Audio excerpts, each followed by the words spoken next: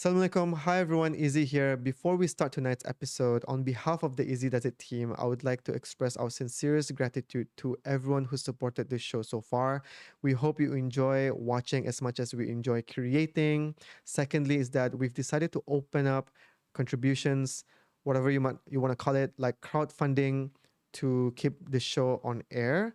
And how you can do this is by transferring any amount from the least transferable amount to however much you are willing and capable to the bank account in the description box below. So the money that we receive from your contributions will go to the crew's welfare, such as dorang punya makanan and dorang punya minuman. And if we receive a significant amount, it can potentially even go to equipments and also inshallah merch. But this is entirely optional because there are other ways you can support us, which is by subscribing to the YouTube channel, liking, commenting, and then following us on Instagram, and also sharing this to your friends and family. That is all. Again, thank you so much for your support. We really appreciate it. And without further ado, please enjoy tonight's episode. Bye.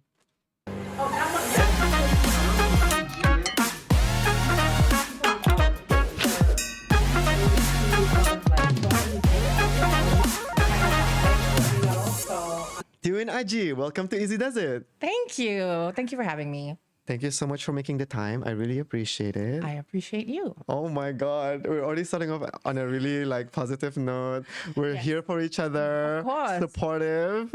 Always.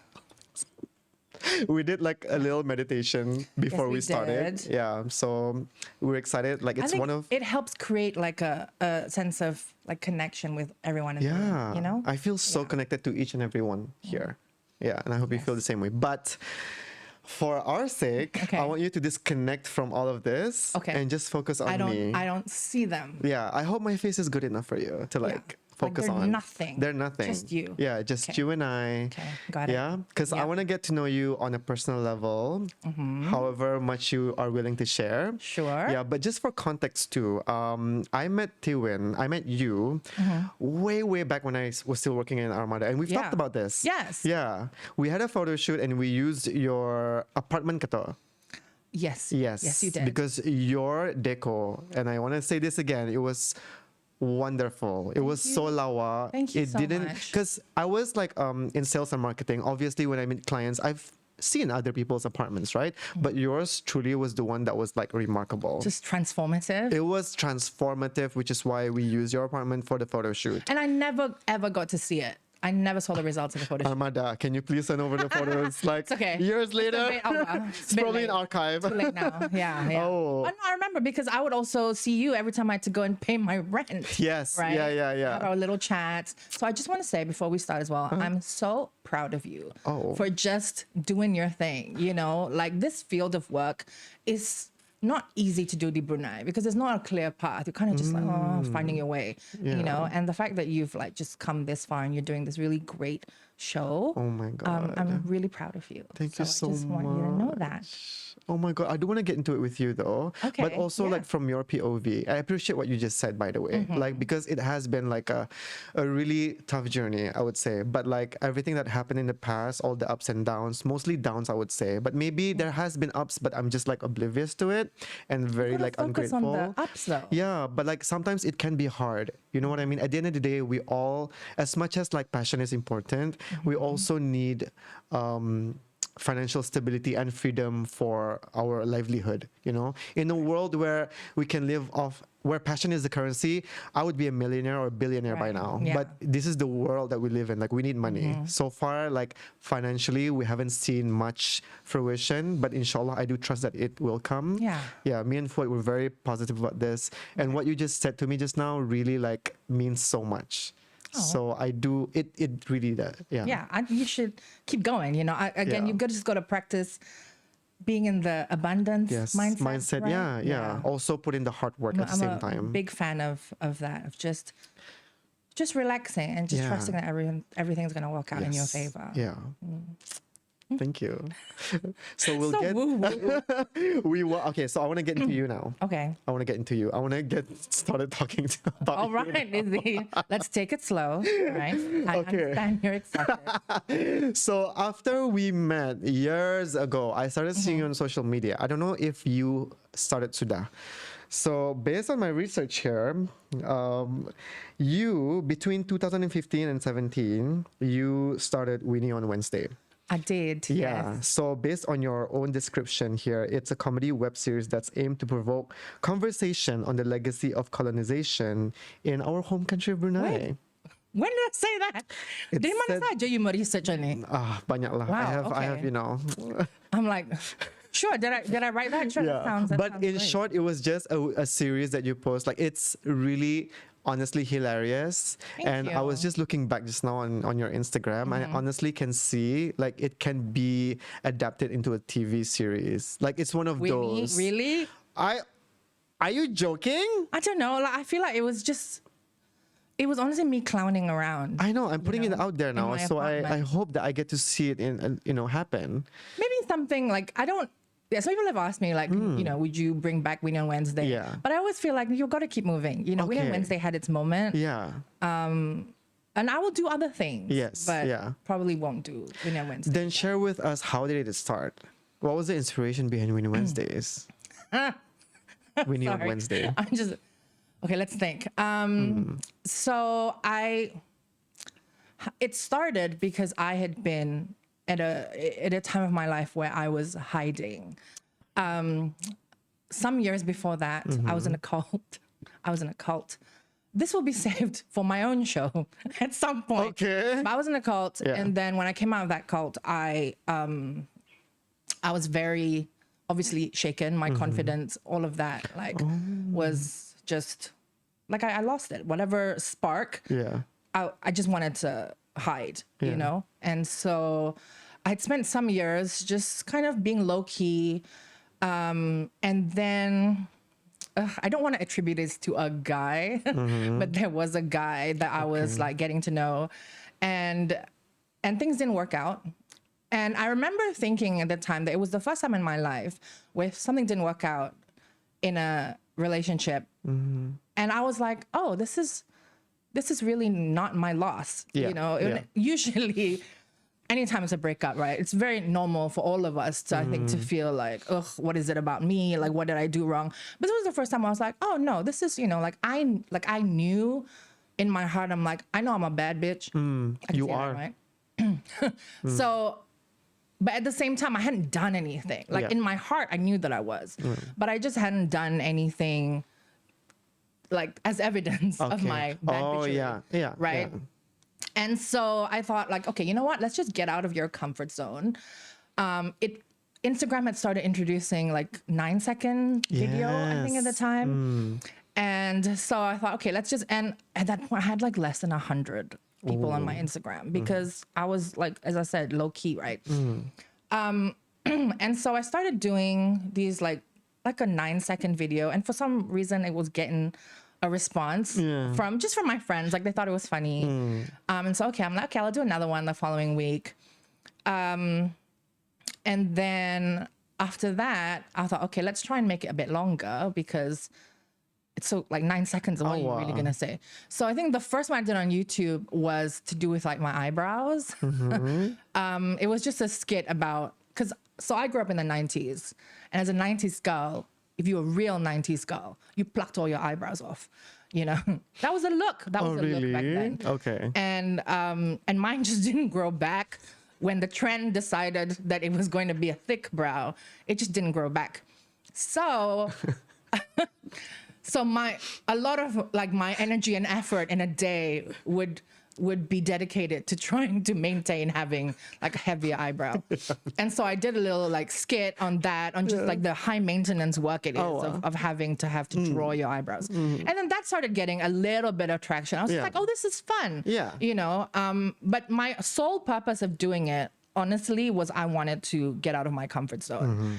And so Winnie on Wednesday was a complete accident. And then the next video I did, that was the one that really blew up. Okay.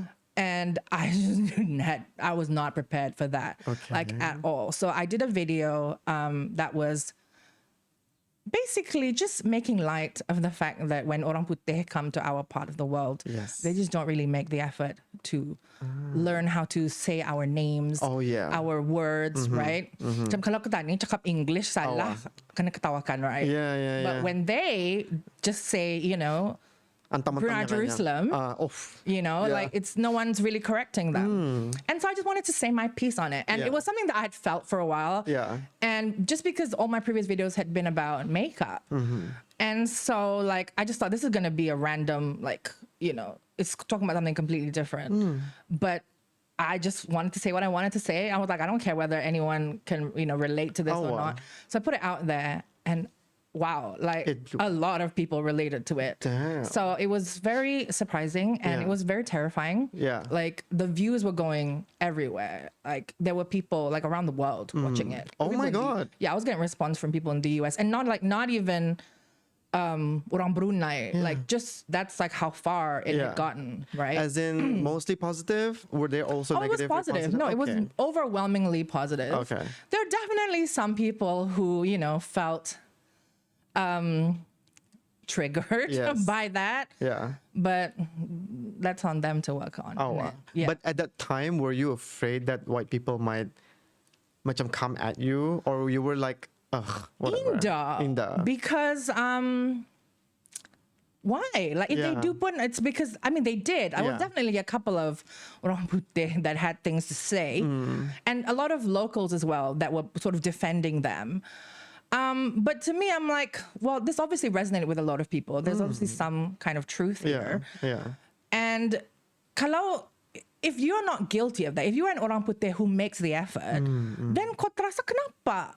Right? Like, it's not about you then, right? So if you terasa, then it is about you, you know?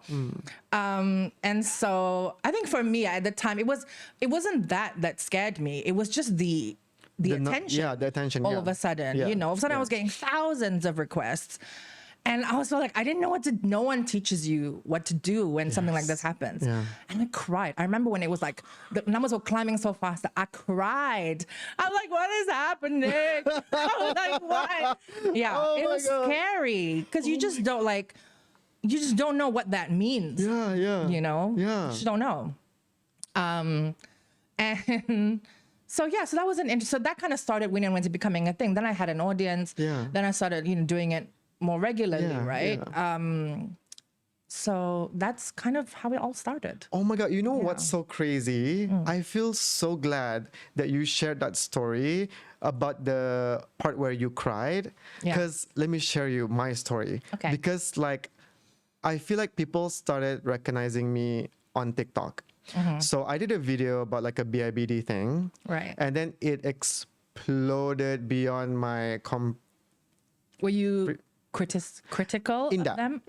Tapi it just like similar to you, like a lot of people found it. Tapi macam when people started messaging me, literally like about 50 people saying that, oh, Izzy, you're in my family group chat. You're in my family group chat. You know, it was basically a very informative video. But I don't know why. I remember like having like a panic attack. Like the thought of like like me in family group chats was just terrifying. And then the views kept going up. I remember I called my best friend Fatin. I cried. Once it goes off the apps as well, because what happened with that video, like people were downloading it off or screen recording or whatever. And then it was going into people's WhatsApps. Right? Then it's like, that's another level. You can't even track. And I think like I've always kept it to myself. I never talk about the part where like I had anxiety and cried, because I don't think people believe it, because it's like, what? Okay, jito. It's a good thing. But because like, how would you put yourself on camera? Isn't that what you want? So I'm so glad that you shared that story, because like I encountered that too. So it's like, wow. I think that like, sure, you put something out there in the hopes that someone's gonna, you know, relate to it, and you're gonna have that kind of connection, and that's a wonderful feeling, right? That's why we do what we do. But having it like with masses of people is different. And I think energetically, right, just having that many Eyes and energy towards you. Like we can feel it. I'm very woo-woo about stuff like this. And I believe in that we can feel that energy. And it is very overwhelming. And so I wasn't crying out like, I don't even know how to explain. It was just confusion and and it was just a release to cry. You know, it's not like I was sad about it.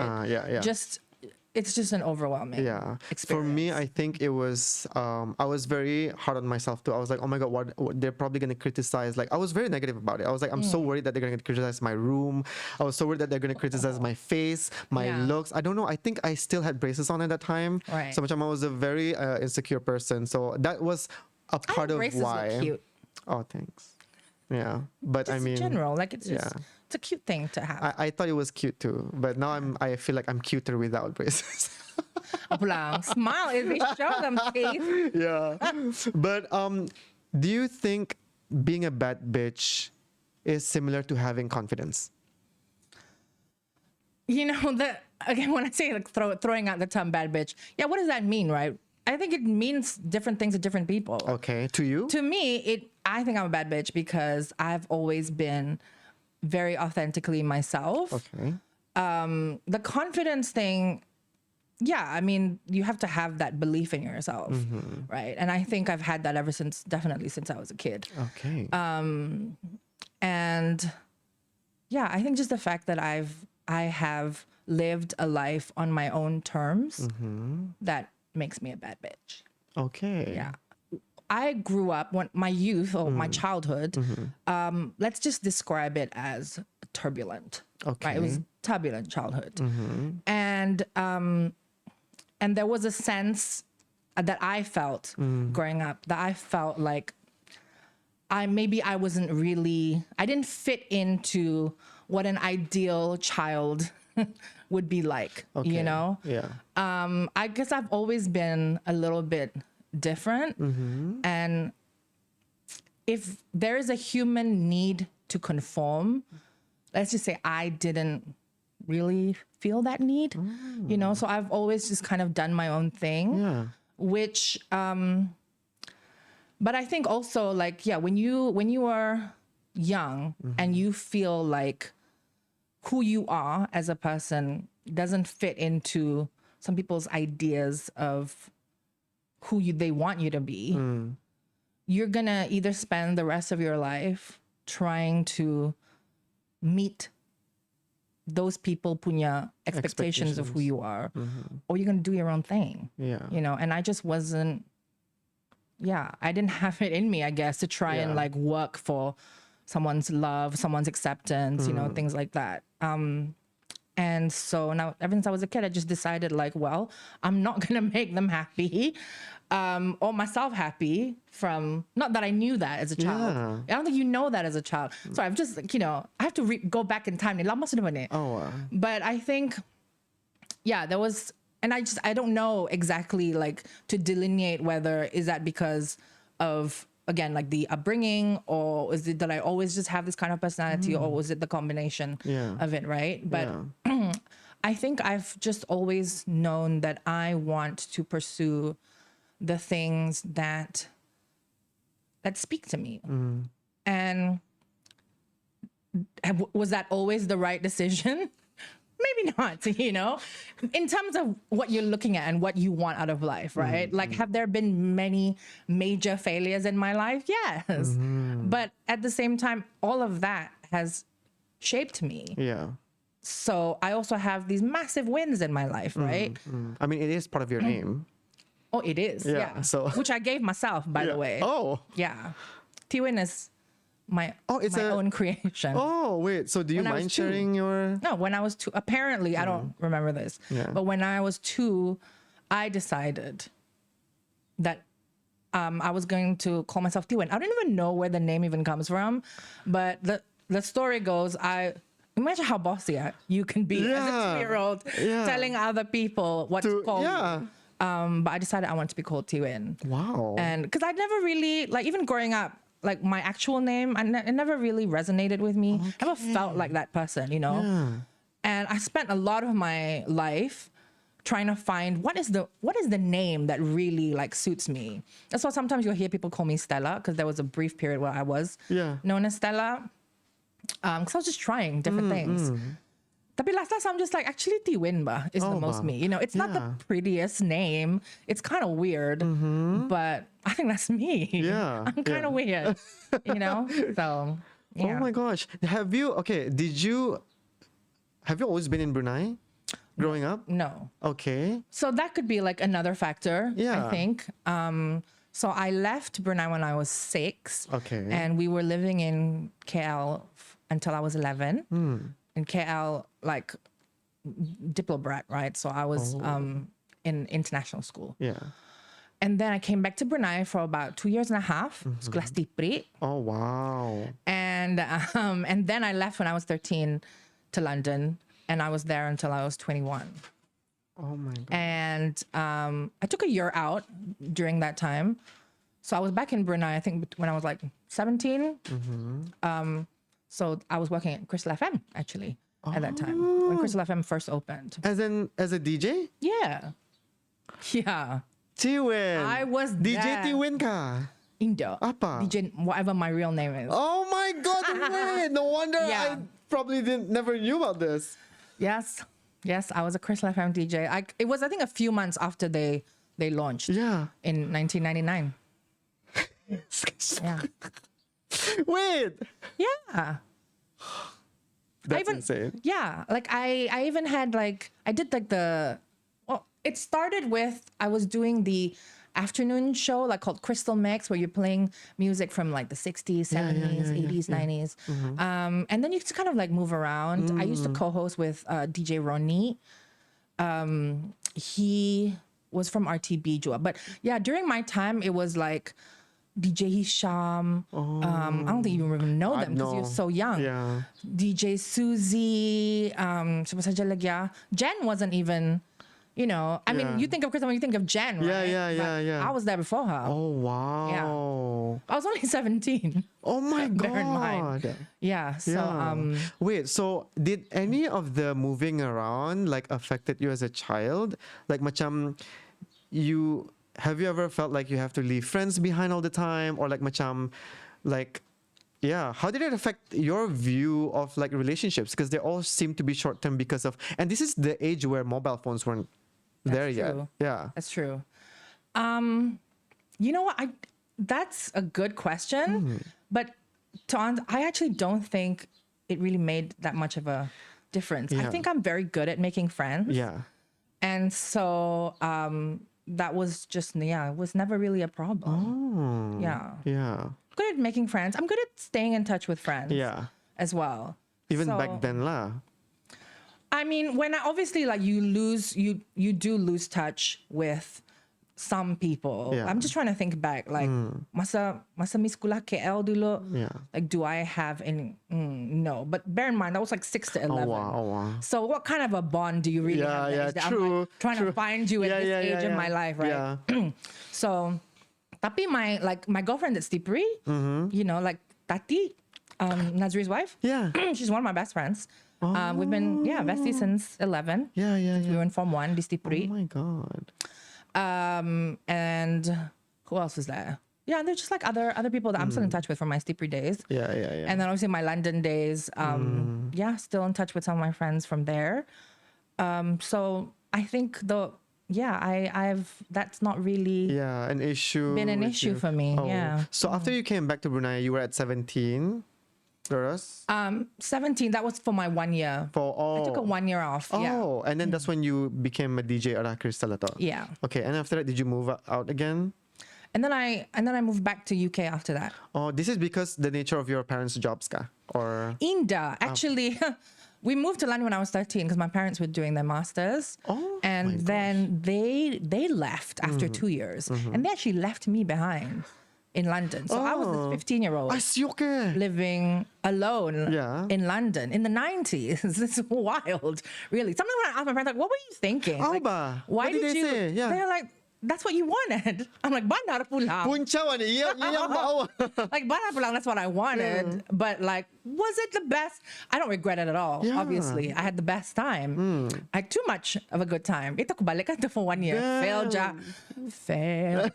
I had to resit my exams And then I thought, you know what, I'm just gonna work as well while I do that. And so that's what that one year was. But I was still very young, you know, like I was 16. That was too young to go to university anyway. So And then so when did you start coming back to Brunei for good? I came back for good. So I actually graduated in 2002. So I was 20. Okay. And I came back for about 6 months. I came back thinking it was for good, but I was only 20. I was like, I don't want to work yet. Like I'm still so young. And somehow I got it in my head that I wanted to be like a singer. I decided to start songwriting. Oh my God. And all this while, I always liked singing, but it's not something that I was always very shy about it. And so people were like, where did this come from? Like, terus kau akan jadi penyanyi anyway, right? But so for the 6 months, I was back in Brunei. My best friend in the UK was sending my demo tapes to places in London. And so I got a call for an audition for a girl group. So, oh my God. So I had to beg my parents to let me go back. I tell you, I mean, I appreciate the way my parents accommodate me and my adventures. Shout out to her parents. Shout out to the parents. So I did. I went back to London. I went for this audition because it was zaman.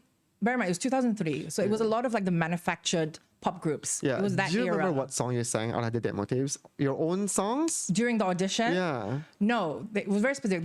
We had to sing Winnie Houston, I Will Always Love You. Oh. And a song of your own choice. It was a choice. It was, either Whitney Houston, I Will Always Love You, or Mariah Carey's Hero. Hero. So I just thought I'd just go with Whitney. Yeah. And then the other song I sang was Brandy. I think I remember Randy. What's the name of the song? Full Moon? I don't or something like that. Yeah. I sang a Brandy song. And then we also had to learn choreography on the day, right? So we get to this. It's a massive audition, bear in mind. There's like hundreds of girls. Oh, wow. I mean, it's obviously like, apa namanya, it's filtered down. Yes. So hundreds of girls. And we were all given, like, you have to learn the choreography to Christina Aguilera's Dirty. Oh my God. Yeah. And do you still remember any of No, them? I don't. I promise you, I don't. And even if I did, you don't want to see it. So yeah, I had to learn the choreography on the day. And you know, a lot of the girls that were actually dancers who were like okay singers, you know. And so much I was very intimidated because like just seeing them doing all these moves up. So I did the best that I could, you know. And the feedback they gave was that like I can do the moves, but I just didn't have like the attitude, you know, of the dancer. Like, you know, you've got to have like flair. Yes. You can't just do the moves that not feel yourself. Yeah. Like, you have to feel yourself. Yeah. And I was not doing that. I was just like, you know? Oh my God. So it was, I didn't let whatever, my inner dancer was not let because loose. you need to dance like you were possessed by like some kind of by the music, like basically, you know, like you gotta feel it, right? I was just like, let's just do these moves. 1, 2, 3, 4, exactly. like macam aerobics. like Zumba. Like 1, 2, So, but I did well with the audition, and so I didn't fit into like the initial girl group that they wanted because it was maybe a little bit too teensy. So they decided to form another girl group, a more adult one. Okay. With me in it and a few other girls. And so, so I signed. I had a like management. Wait, what deal. the hell? Yeah. With them. We were working with this producer that had this big old mansion in Balam, and we would go, and he had a studio in his attic. Did you get along with your the other girls? Yeah. One of them actually, it's this Danish girl, and she's still on my Instagram. Oh. Yeah. So I told you I'm really good at keeping in touch with people. Yeah. And then lepas satu? So I was with them, I would say, for like maybe like 6 months. But how do I say this? Like, I wasn't getting on with the producer so much. Like, macam, I thought the direction that he wanted to take. Firstly, I knew that if I was gonna make it as a singer, I wasn't going to do it like this, manufactured girl group style. Okay. So going into it, I already knew like this is not it, but I wanted to get studio experience. Yeah. Right. And so, the other girls didn't write. So I was writing songs with the guy, with the producer. And I think like, at some point I was just like, I don't like this. It was a disagreement. And then I kind of just left. Wow. And then the Danish girl also left with me. Oh. And it was just like a growing thing of just like, this doesn't seem like it's really flowing. So, nothing really came out of it. So the remaining girls that stayed, did they ever go anywhere with the whole thing? No, I've never, did they become famous? Nada. No, Okay, so you made the right decision, I guess. I think so. Yeah. Even him, like, what has he done? No. Nada. No. Oh, but to like have that macam self valuation to know that this is not, because a lot of people would jump at the opportunity and would do anything. Right. But you like, I'm still trying to figure you out, honestly. Like, I want to really know how did like at such a young age, going to UK, risking. Okay, I don't know if you did had to risk anything at all going to UK to audition and all that stuff. Oh well, at that point I was 20. Well, how old was I? Oh, I was 21 already at that point. So I wasn't. Well, still young. 21 like, is still, That's still young. Yeah. I mean, for our age now, 21 is like, yeah. I don't know. That's the thing. Like, I think I've just always wanted to do what I want to do, right? Like, I think it does help that having grown up overseas, I definitely feel more confident in just being about the world. Yeah, yeah. And plus it was London and I grew up there. Yeah, so it was very familiar. It's not you're very familiar with that. So it wasn't like me going to some foreign place to, I had friends there and whatnot. So, but I think, there's definitely, and this has been consistent throughout my life really, that I've done things that don't make sense to other people. Like I think there was after the cult, I was with BIBD for about 6 months. I know. I worked in BIBD. I feel like we're jumping into different timelines. Okay. Yeah. I know. I always tell people I have timelines and different lifetimes. I have lived many lives. This is what I tell people. Like I have friends that even now are still discovering like, wait, you did what? I'm like, yeah. So let me just run through the place I've worked. Just when I thought that the girl group thing was like, you dropped another bomb. Oh. Like BIBD. Oh. Yeah. Okay, in Brunei, places I've worked, right? My very first job was actually Standard Chartered when I was 17. Okay. Right? And then I was with there for a few months and then KristalFM came along. So I was like, bye. Yeah. Right? Yeah. Crystal. And then I went off to the UK, did a whole bunch of other things there. Okay. Also worked there, but I had to learn nanti tutup. Oh. Okay, but back in Brunei. So I came back and then I did some emceeing work. Because there were still like parties and things like that back then. Yeah. And my first like proper job in Brunei was RBA. Okay. Or RB as they call it now. Okay. I was a general management trainee. Wow. Yes, I was there for 4 years. Yeah. And then I joined this cult. And then after the cult, I joined BIBD. And BIBD, right? Like you earn good money there. Yes, yeah. But I wasn't happy. Like it just wasn't really. How old were you when you were in the BIBD and how long? This was 2010. Okay. And so 2010, I guess I would have been 29. Oh. 28, 29. Yeah. And I was there for like 6 months. Okay. On the batah ni. No, like I basically, when I passed my probation, I'm just like, no need. I was like, it's okay. And I actually left that to join Big Magazine. Okay. Which is, like I loved my time in Magazine, but in terms of salary-wise, compared to what I was earning at BIBD. So I will do things like that because also, it's just me, right? I'm single. I don't have like so I'm free to go and do these random things I want to do. So I was with Big Magazine for about a year and a half, and then I joined Brunei Times. Oh yes, Brunei Times. Yes. Oh. And that's where I was the longest. So I was there for almost 5 years. Wow. But then of course it shut down. Yeah. And then I joined Progressive. And then after that I joined another company that I don't know how to describe this company, but it was like a coaching. Young after Basically, the UNN UNN established. transition, Okay. yes. Okay. Yeah. All right. Thank you so much for that. Because So now I that's can my have like a Sure. yeah. So I can refer that to also like reference points in your lifetime lah. Okay.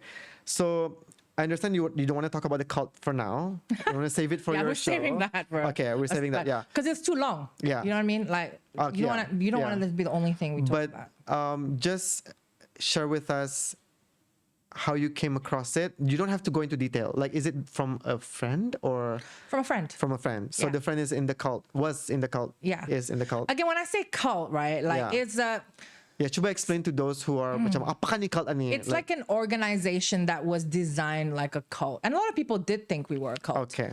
Yeah. Yeah. Religion? Tidak. Okay. Okay. No. All right. Forex. Okay. Benar ka? Bandara. What the Yeah. Okay, yeah, you know what? We'll save that. Yes. Yeah. So guys, we'll talk about that more on her Aku- show. Yeah. Yeah. Nanti itu. But what the hell? You are wild. GaukGal kan? GaukGal, I love that. Okay, so now we're moving on from the cult. So you went to BIBD, and then after that, you went to Brunei Times after BIBD. No, was it right? Big Magazine. Big Magazine, and you enjoyed it, but then salary was ato, and then you went to Brunei Times. No, I didn't even leave Big Magazine because of the salary thing, Okay. because I really enjoyed it. But it was like a 3-month, like it's a quarterly, right? Ah, okay. And I wanted something a bit more fast paced. Yeah, yeah. And that's why I moved to Brunei Time, because it's daily. Yeah. And so I wanted that, just a different experience. I think I've just always gone towards like, okay, where am I learning something? You know? And so I just always want to have different experiences. Yeah. And I think that's what like guides me as Okay, well. yeah. So you were there when Brunei Times had to shut down. Yes. Yeah, on the Dokan, day you didn't itself. see my Your famous post. crying video? Huh?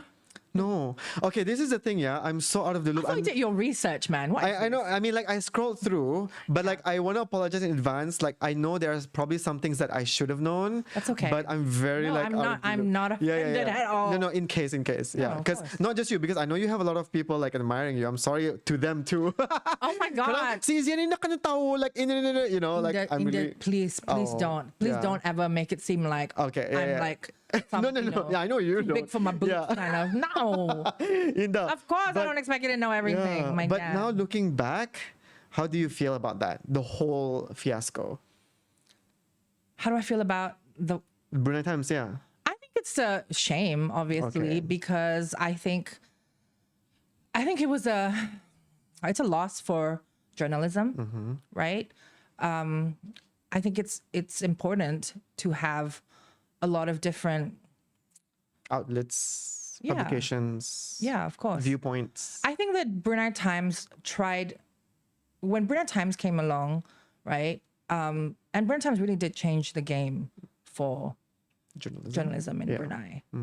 Because before that, it was, again, not naming names, Alba. but their modus operandi was really just a lot of regurgitating Yeah. whatever press releases or whatever, it's a saying, right? And the reason why journalism is so important, and I shouldn't have to say it, but the Yeah. reason why it's so important is because people in power need to be held accountable, right? And so who's doing that if not for the news outlets? And if your news outlets are just going to be menyampaikan apa saja that, those in those positions want to like trying to like some diplomatically say indah all of pula. this Yeah, stuff. yeah. But I think that, and I don't know whether people really value that here, right? And I think that's the thing that makes me sad, because even Brunei Times initially, they really started with trying to push the boundaries. Yeah. There was a lot of they brought in that culture of interviewing ministers and things like that. That wasn't present before VT. Yeah. And so, what do I want to say next about this? It's hard, like, it's one of the things that I feel so much. I have so many feelings about it, Yeah, and sometimes it gets hard to articulate what it is that I want to say. But I think that, like, it's just, as time went on with Brunei Times Jua, they were also starting to lose that edge because again, that the pushback of people not wanting to be held accountable is strong. Yeah. And so, yeah, and sometimes I wonder whether, like my best friend Annie runs a Scoop, right, and she is just, I think she's just such a treasure to Brunei because she's really out there championing like real journalism.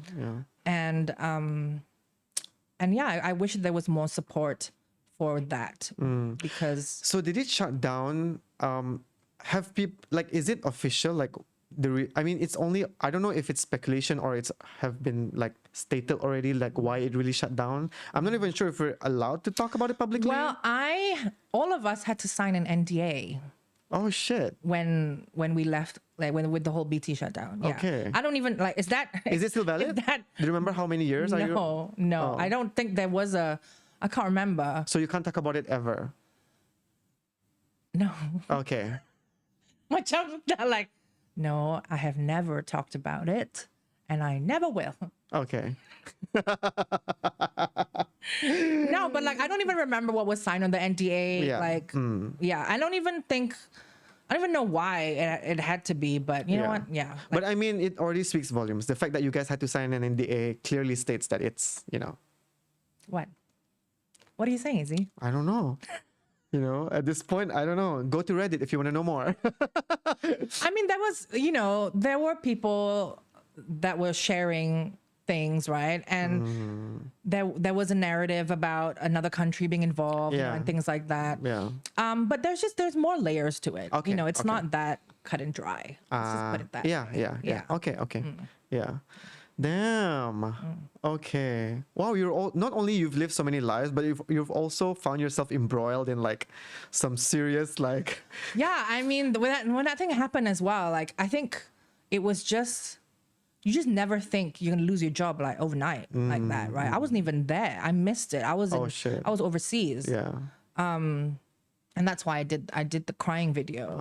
I did a video just talking about it because I think there were a lot of people that had a lot of questions and they were, feeling a lot of things. And the reason why I did that video is I wanted there to be like space for an emotional reaction to that whole thing. Yeah. And I did feel like BT received such an outpouring love and support. Yeah. Yeah. Yeah. Yeah. And I loved my time at BT. I still do. Like, I love all my colleagues there. I think that the work of journalism is so, like, you have to be a little bit different. I think to want to work. Di Brunei nila, right? Like, because you work odd hours. Like, you have to be a little bit different, I think, to want to be in that space. And so I really liked the vibe in the office. It was it was great. But I also knew that I needed to leave. Even if they didn't shut down, like I knew I needed to leave anyway because there was no growth for me there anymore. Like editing, all of that stuff. It wasn't a challenge for me. And so, you have to move on. After that, you moved on to Progressive. Well, I was unemployed for 8 months. And then I moved on to Progressive. Yeah. Wow. Yes. Progressive Radio specifically. Yep. They were starting all of that. Yep. You were the host of Tea Time. It started with Hot Mess. With Nick Klein. Oh my God, I remember now. Yes. So it was Hot Mess. Okay. And then we did that for about a year. And then after that, I did my own thing. Which was Tea Time. Yes. And I also had a podcast called How to Win. Yes. Yeah. Wow, you actually probably started it all. A lot of people... No la. Oh my gosh. No. The origin of podcast in Brunei, guys. Sebenarnya How to Win. I think who did the first podcast in Brunei? Was it not like the guys that had the reviews, like movie reviews? Popcorn. Which one? I don't know. Okay. I don't know the name. And then why did you leave Progressive? Wow. Teruskan. So the UNN transition was happening. Yep. And there was just a lot of shuffling about. I was going to leave for New York anyway, right? And so... when you say you were about to leave for New York, pasal the scholarship sudah ataupun belum lagi ni? No, the scholarship sudah. Sudah. Oh, Yeah, so yeah, at that point you already okay. Yeah. Okay. But at that point, COVID had not happened. So I was like, oh, I'm gonna leave like, next year, because the transition happened in 2019. Mm-hmm. And okay, what was your question again? Why did you leave? Why did I leave? Yes. So I felt that there was no room for me to thrive over there. Like, I think, and also the direction that I saw that it was heading, I didn't have much faith in it. Okay. And also I didn't feel valued or appreciated. And so I'm like, okay, I want to go where people will value me, right? Like that's natural. I don't want to force things. Yeah. And so with the transition, there was this other project that was happening. I think some people might know it as like People Development Company, DEFCO. Oh yes, yeah. Where there was an opportunity to become a coach, and so I was asked to to interview for that, and I got it. And so initially, I actually wanted to do my master's in counseling. Just because I feel like in my life, I've always been this sort of agony aunt kind of person. Even for the Scoop, like I had a agony aunt column called Winnie Wisdom. And I really enjoy that kind of, how do you call it? Like I don't say like enjoy telling people what to do. I just enjoy hearing people like tell me about their problems, and then we try to like work through it together, right? And just in my own life, I had been doing so much healing and like inner work and all that stuff, and so I actually wanted to do that for my master's. But for the Fulbright, it would have been difficult because I don't have the background in it, right? And I'm like, okay, that's fine. Like, I mean, media, I enjoy that as well. Yeah. So I went ahead and did my agreed to do my master's in media studies.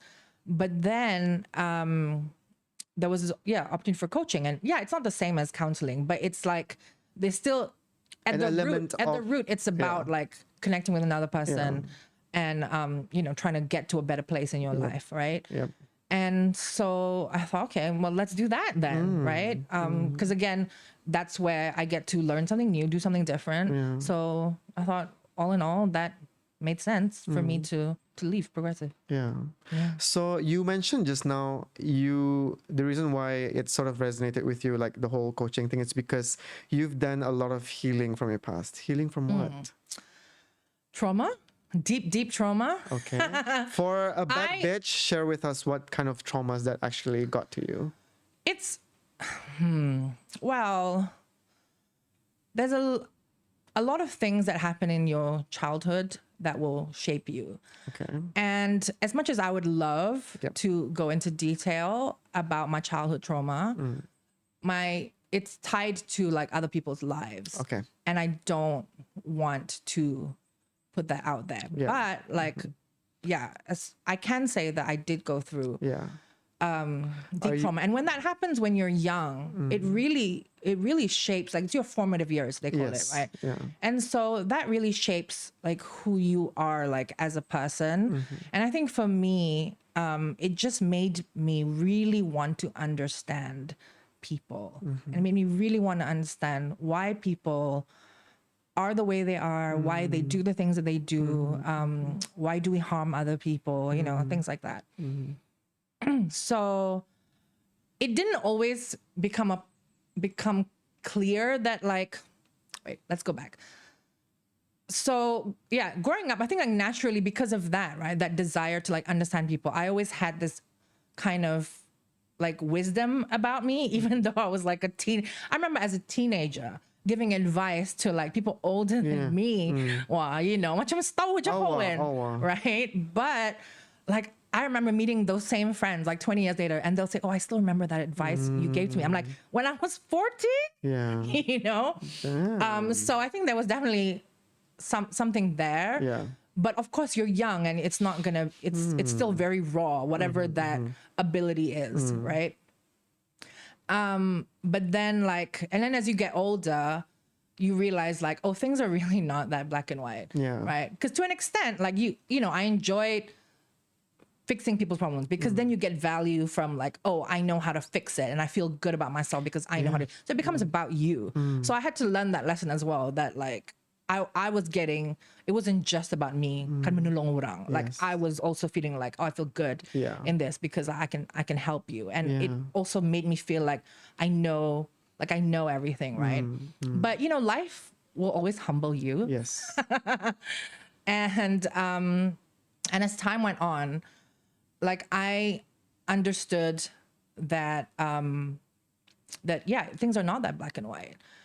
And I moved away from like giving advice as a way to like fix people's lives, but instead to hold space for the difficult things that they're going through, and then to provide compassion, to have compassion, to have empathy.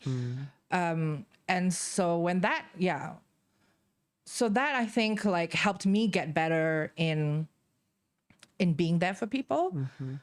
And then I would say like 2016 was when, what do you call that? So like your dark night of the soul kind of period. We've never had that term. It's like when you go through a really difficult thing in your life. Okay. And difficult it's thing or kind difficult time or phase? A difficult phase, let's put it that way. Yeah. And it just changes you like as a person entirely. Right. So I always say like that was a transformative time because I was in a relationship at the time, and it was with someone who brought out all of my inner deepest fears and insecurities, and all of my trauma was, you know, because before that I thought like, you know, I'd done a lot of the healing work. You think you're healed, right? You think like, oh, whatever trauma that I've gone through, like I'm healing that, but there isn't an end point for that. I know we like to imagine that like, oh, I'm healed and I don't have to think about this anymore. We've gone through that. But life did all the work. Life is complicated, and as it gets more complicated, your unhealed inner wounds are going to be macam, if you imagine the scab atau macam kana, what do you call it? Like you basically scratch that scab, right? And things like that gonna happen. And I think it's like there's a saying as well that until you learn the lesson, you're gonna keep being given the same test like again and again. And so I was really tested in that relationship because I had chosen someone who was just, you know, red flags all around. And don't get me wrong, I love him with my full heart. I still do. You still do? Because it's, but not like I want to be with him. Just like I love him for what we went through together. And I love him for the way that he loved me. Okay. And however it was, he tried. He was just broken, you feel like? Yeah. Okay. He was broken too. Yeah. He was broken. Are you okay sharing like some of the things what he did that made you? For me, I think the thing that was triggering was the inconsistency, you know?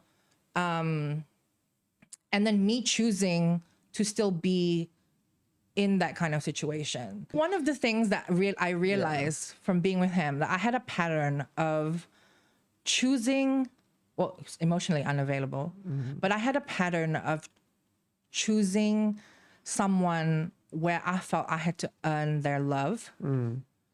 And obviously, like, that's going to be rooted in whatever trauma you carry, where you feel like if you were a child and you didn't receive that kind of love from your immediate caretakers, right? You're going to feel like you have to earn it because you just never received it. You have to earn that, feel like you have to earn that love, which by right, all of us should automatically have, right? Just by virtue of being born. But yeah, so I was choosing relationships whereby I felt like I had to earn someone's love because that was what was familiar. You know, not because consciously in my mind, the person that wants the best for me, like, obviously you don't want that, but that's just what you go to because that's what you know. And it's it's a trap. Yeah. And so I had to really confront that in this relationship with him. Damn. Yeah. Is that why? But it was hard because it was a lot of like, again, all the fears about yourself being unlovable, all those things, all of that was coming up, right? Because on your own, you can think that you're healed, but once you, and it depends where your trauma is. For me, it comes up in romantic relationships a lot of the time. Like, and because that's where you are most seen, I imagine, right? And so, yeah, like I had to confront a lot of that. And that was a very, very like deep, I was crying a lot of the time around that time. And I'm a big fan of crying. Yeah. But I also had to learn to do that because I never really let myself cry before that. I think in this relationship, I cried every day. While still being with him? Or yeah, it was very on and off, you know. Okay. And I just came to terms with like a different level of being, which was like learning how to, it just started this journey of learning how to like love myself, and it brought in a lot of spirituality as well. Yeah.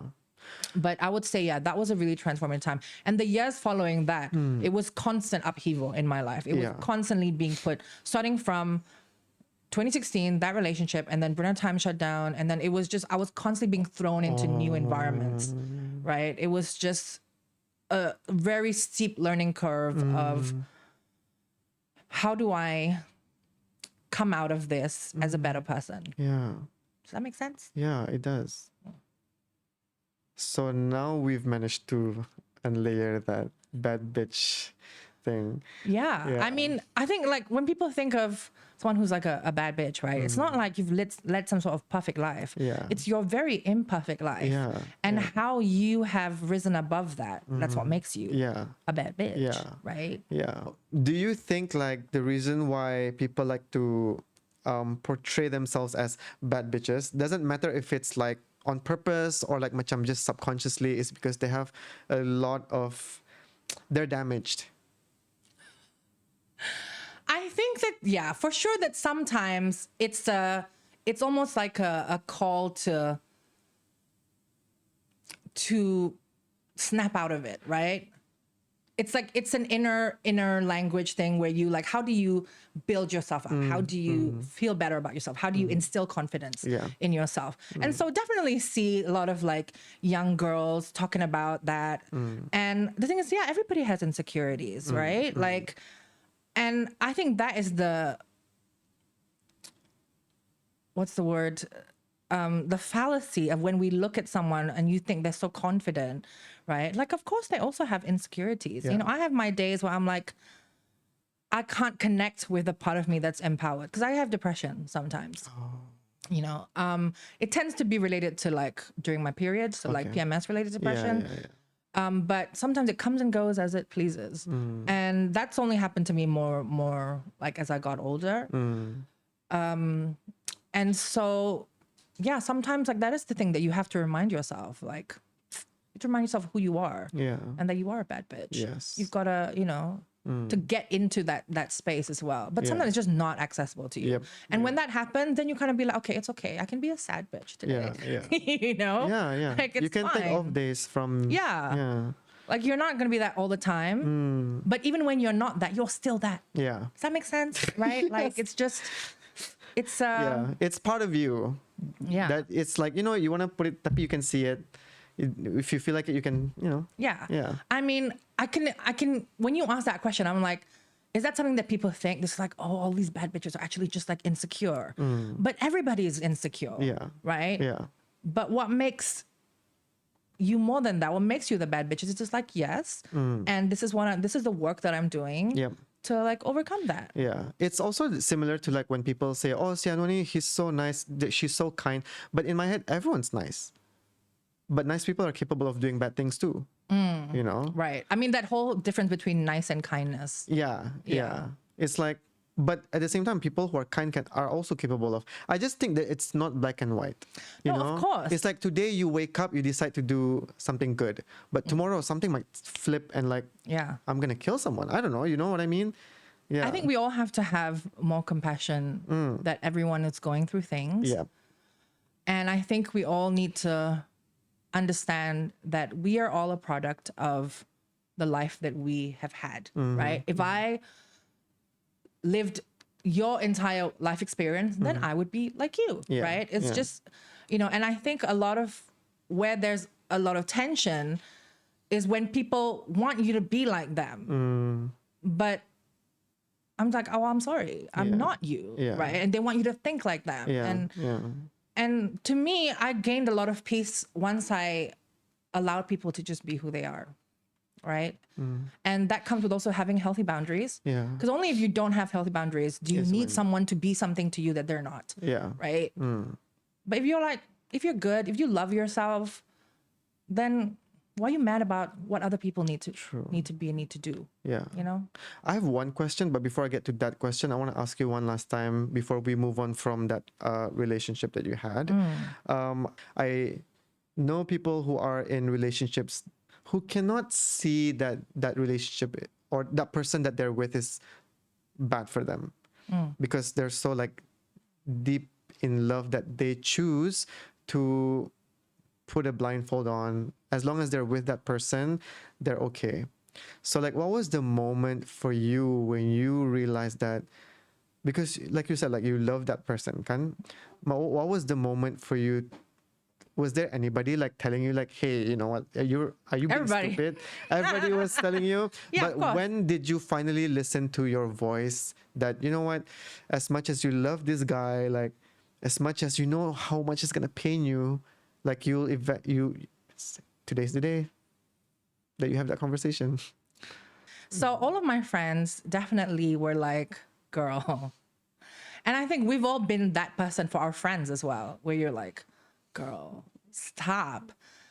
And I think that as much as we want to save our friends, we also have to recognize everyone is an adult and everyone has to live their lives and make their own mistakes, right? Yeah. And just be there for them. Like, try to be not judgmental about it. Did you feel like your friends were that, or did you feel like they were? Yeah. Okay. Yeah. They gave you the space. Yes. Okay.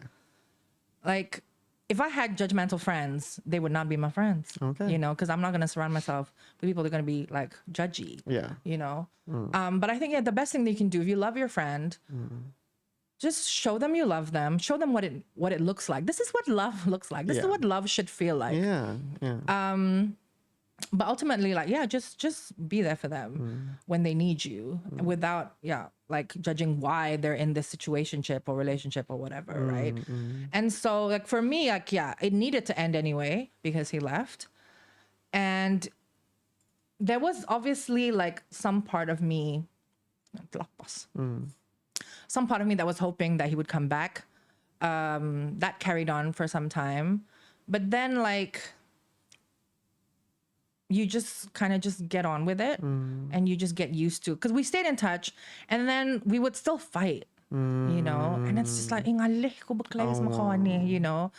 now, like, I don't even get to have the fun part where you're here with me. So, like, why? Exactly. Right? But even then, like, so there was a point where we didn't talk for like over a year. But itu nih yang challenge macam gini selalu je timbul balik, like, it's and ini Malayan juga. Oh wow.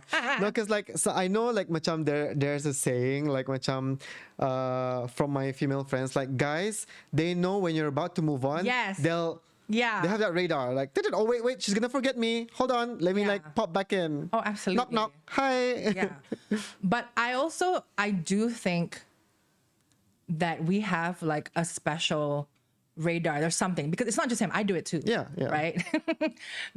And he's very respectful. At the end of the day, like, I think I really just liked him as a person. Yeah. But we were just so incompatible because of whatever our own own issues, Yeah. And so as we stayed friends, like, it just, and he was also, doing a lot of that kind of, inner work. Yeah. So we both grew a lot, like, separately. And I was able to just really, when you love someone, you love them. And if you can't be with them in that way, for me, I think I was able to have the capacity to, like, okay, it's okay that we're not together. It's okay that but I just really appreciate and enjoy you as a person. And it's nice to still, you know, have you in my life to talk about things. Guys, and we're friends as well, right? But there was a time when I got to New York, there was a time when I'm like, I could feel like it was getting in the way a little bit. Because if I was lonely, if I was, you know, I would just like reach out to him. And so how can I make space for someone new to come along? Yeah. If like he's still holding that space. And so I told him, I'm like, okay, I'm gonna need to, you know. And he's again always responsive. He's like, yeah, he backed off. Okay. Tapi I think like 6 months later, ni je yang mengacau. But you know what's weird? I texted him, right? And he happened to be in the US at the time. Okay. That's not where he is. Yeah. So like the fact that I there. knew energetically that he was in the same country as me. Oh my God. You know, it's like little things like that. I'm like, how did I know? So I think that there is something like maybe soul wise, there's a tether there in some way. Yeah. But I fully 150% know that he's not someone I want to be with anymore, you know? And it just took me learning about what I really do want to feel, you know, what would make me happy. Yeah. What kind of partner do I really want? And just knowing that, well, it doesn't fit his profile. And so that's when I really accepted like, oh yeah, it's not him, you know?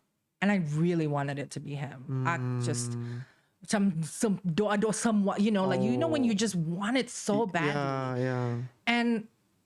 And what I've learned since then is when you want something that badly, like there's something unhealthy there, right? Like, because it's not happening, but you still want it. Yeah. And that's why I've really learned to just like never ever like force things and to just be graceful with like trusting Allah's plans. Allah knows best. Right.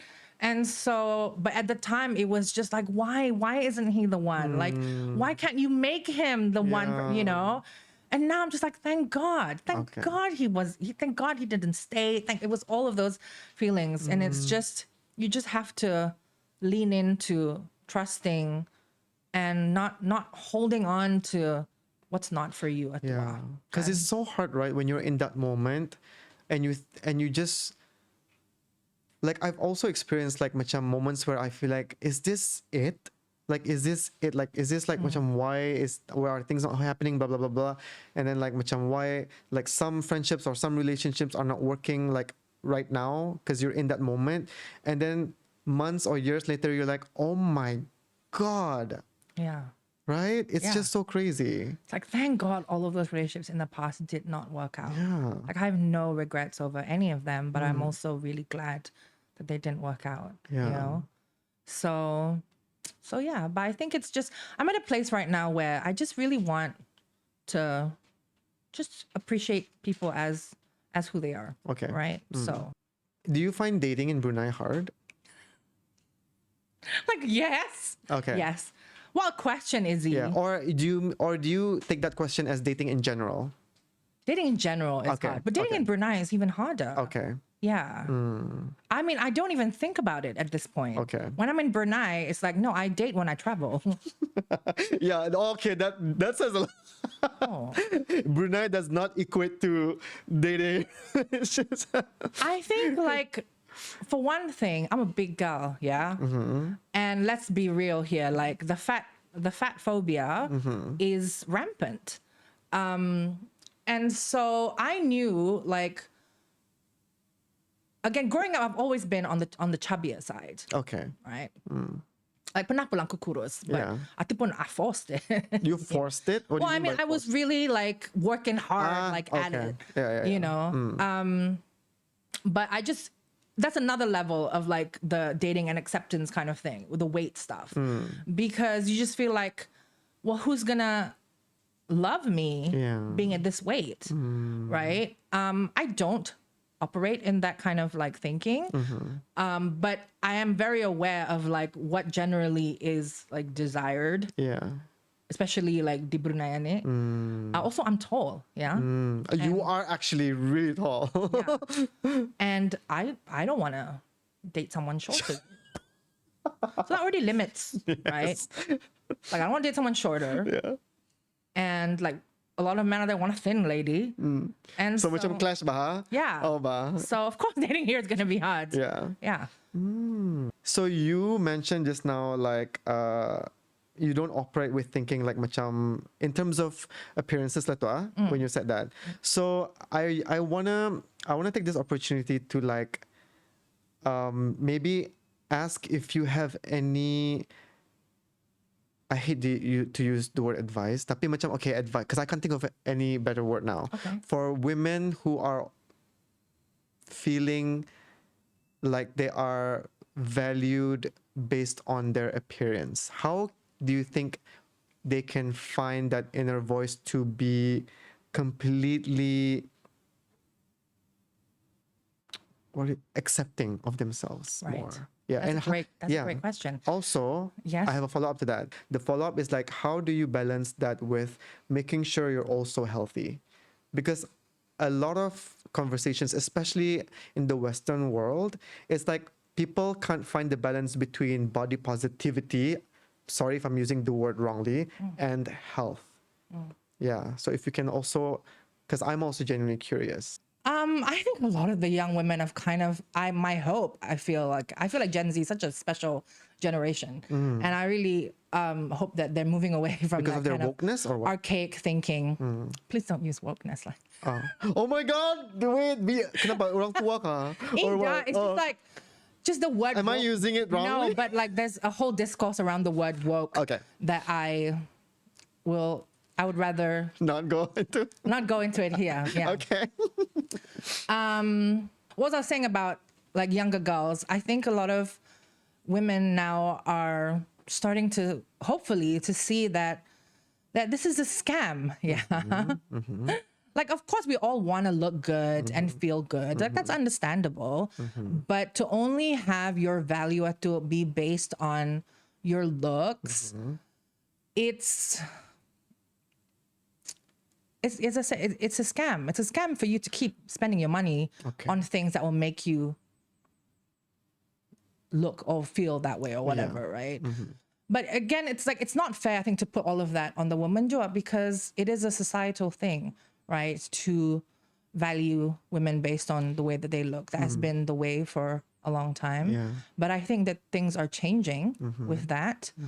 As for me, like, yeah, I grew up, my older sister was the, just conventionally beautiful, all around, just stunner. Yeah. And growing up with her, again, just being very aware, like, I was the bidder one, right? No, Yeah. I kid you not. Like, once I remember I went to my mom's office and I met a lady there, and my mom introduced, I was like, I don't know, I was a kid. I was still maybe like 11 or something. And then my mom introduced me to her, and she looks at me and she was like, si dia anak my kakak, si dia anak lawa. Yeah. So things like that, In front of you. in front of me. Yeah. And so, like, I definitely didn't really have much vanity. I didn't really care about my looks growing up, to be honest. And so, like, I think there was a time, I think once I hit my teens, I think it was my kaka as well. She was like, "When, macam, no mo bosay ka?" Like, do you want to try lipstick? I'm like, okay. I was like 12, and I'm just like, all right, I'll try lipstick. And it's fun. Makeup is fun. And I really got into it. Yeah. So, like, there's a lot of joy in wanting to, I think it comes down to taking care of yourself. Right? Like, what makes you feel good is the way that you're investing care in the way that you look. And so I'm absolutely an advocate for that. But like, for women that feel like their only value is in that, like, that's just not true, right? Like, you've got to find what are the other things.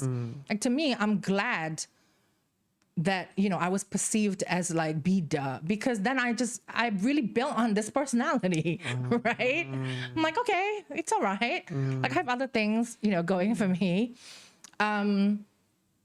But I don't know, like, if I want to give advice, like, my answer to everything is like, you have to learn to love yourself. And I know that's a very abstract thing, and that's not like it's not something that, it's a journey that you have to be on, right? You have to actively want to push back against this kind of societal pressure. You know, you have to surround yourself with people who also don't value that in you. Like they have to also value you in other ways. If you're only around people that value you for the way that you look, then there's no escaping that, right? How do you then design your life so that there's more to you than your looks, you know? Does that make sense? It depends on if people who feel that way can take that, but I feel like to me it makes sense. Like obviously, like because I want it to come from you, because obviously like me as a man, I can't give women advice, right? What place do I have? But like I really appreciate that you said that, because I think also like do it from a place of joy and love. If it starts to feel like, oh, I have to, oh, I can't go out the house without makeup on, then you're already like, it's all about the energy that's present there with you, right? If it's restrictive, if you feel like you have to like shrink yourself, you know, if you are, if you get the sense that like everything is tightening up internally as you're doing all of this stuff, then you're not happy. Then you don't want to do it, right? You have to feel, it has to come from a place of like, feeling good and doing it for love for yourself, not because of what other people expect you to be. It took me a while for me personally as well, like it took me a while to finally like find it within me to accept and be okay with how I am being perceived physically. Because like back then, like I also was not like Chana, like I think similar to you, I also have like a lot of issues, and one of them is definitely like macam me questioning like, oh, am I good looking enough? Like I was very shallow back then, like you know, I would like macam, because I have very sensitive skin, so it was easy for me to break out. And then my gigi lusungang before I wore braces. So people will make fun of my gigi, called me Bugs Bunny. They called me si gigi sungang. And this was also like when I was a kid. So that affected my self-esteem a lot. Of course, Like macam sudah temu muka bida. Like gigi lagi neta macam bisay ni usul ko ni. Macam larap lah. Growing up. But I think recently as well, like macam after my skin slowly cleared up, and then like I had braces on. Even when I was wearing braces, it was still really hard for me to like macam.